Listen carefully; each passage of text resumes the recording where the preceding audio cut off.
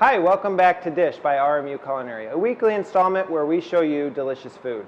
My name is Chef Brad with the Institute of Culinary Arts at Robert Morris University in downtown Chicago. On this week's episode of Dish, I'm going to show you how to perfectly sear a piece of salmon. And you can use this technique for any type of seafood. And so we're just going to get started. The first thing we're going to do is make a glaze to put on the salmon after we get it seared. It's a really simple glaze. I've got 1/4 cup of soy sauce and about 2 tablespoons of honey.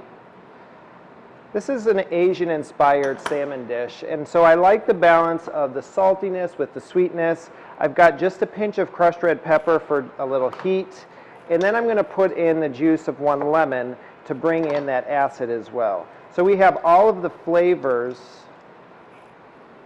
that we're used to on our palate, the sweet, the salty, the spicy, and the acidic that are going on in this salmon dish.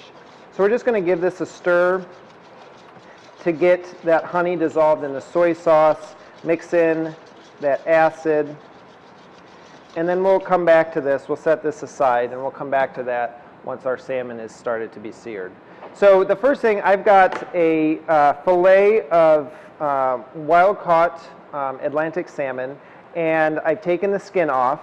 I'm going to season it with just a little salt and a little pepper. And the most important thing when you're searing anything, whether it's a piece of chicken or a piece of fish, is to have a really, really hot pan. And that's the key. If your pan's not hot enough, your fish is going to stick. And it doesn't matter what it is you're cooking, your pan's got to be hot enough when you're searing a piece of meat. When it comes to seafood, you know, chicken's a little bit more forgiving. If it sticks in a pan, it's not going to fall apart. But if you're cooking a beautiful scallop or a beautiful piece of fish and it starts to stick in the pan, it really could ruin the dish and ruin the piece of meat. And seafood is relatively expensive, so let's not do that. So I'm going to show you the easiest and foolproof way to cook seafood. So I had a hot pan going. I added just enough olive oil to coat the bottom of the pan, and this is the sautéing method. And we're seeing some steam or smoke kind of coming off of that oil, and that's how you know when the oil is hot enough.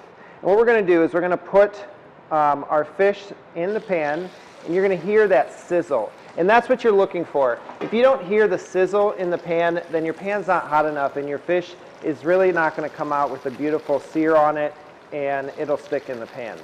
Now, the other thing that I want to caution you is I'm cooking 1 piece of fish here. But if you're cooking for 2 or 3 or 4 people, or even more, try not to overcrowd your pan. So a pan this size, I wouldn't put more than 2 fish fillets in the pan itself. If you have a bigger pan, you might be able to fit 3 or 4. But try not to overcrowd the pan, because the more things you add to a hot pan, it's going to cool down that pan, and then the fish is really just going to steam. And that's not what we're looking for. So as the fish is cooking, what you're going to start to see is the meat itself cooking, and it's starting to turn opaque along the sides.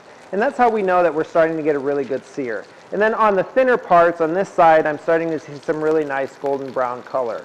Now it's still sticking to the pan just a little bit, and that tells me it's not ready to flip yet. If there's seafood and meat has their own internal clock to tell you when it's time to flip. And when a really nice crust is formed on the fish, it'll release itself from the pan, and then it'll be easy to flip it at that point. So just like that, we're going to flip the fish. Be careful, there's hot oil in the pan. And you're going to see beautiful golden brown color on the salmon. We're going to cook it on this side for about 60 seconds. It doesn't take long to get that color, but I'm going to drain off some of that oil in the pan, and we're going to add in, after you flip it, we're going to add in that soy glaze. And I'm going to pour a little on the top, and it's going to go off to the side of the pan as well. And then what we're going to do is tilt the pan, and we're going to spoon that sauce over the salmon just to get it really nice and glazed.